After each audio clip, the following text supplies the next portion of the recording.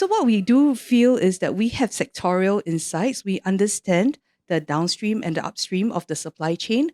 On top of that, simply because we ourselves have been engaged in digital transformation and we have led quite a fair bit of digital transformation using data to provide financing, we're hoping that we can bring our capabilities to come and provide some form of supply chain financing with embedded ESG elements in it for SMEs, especially in this very tough environment. And the good news really is because digital is now the norm.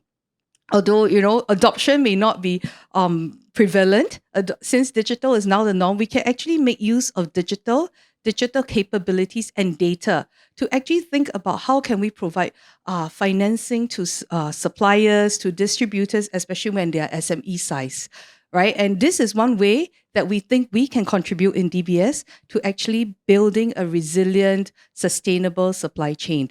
So, for example, what we have done, and we have actually received quite a fair bit of market recognition for, is really using data. When it comes to a lot of the supply chain, the three key elements of any SMEs is really around their logistics flows, their cash flows, and their sales data.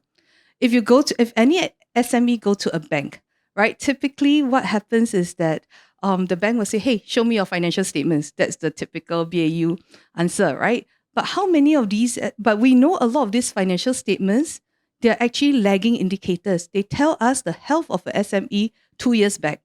So if they go to a bank for a loan, typically the bank will say, "Hey, give me some collateral, give me some security, and then advance you a loan." But what we have done at DBS is to partner with large platforms, large corporates, such that the corporates or the platforms gives us the data. And with the platform or the corporate giving us the data, first is third party is validated. So we can use the data to understand the financial health of an SME supplier or distributor.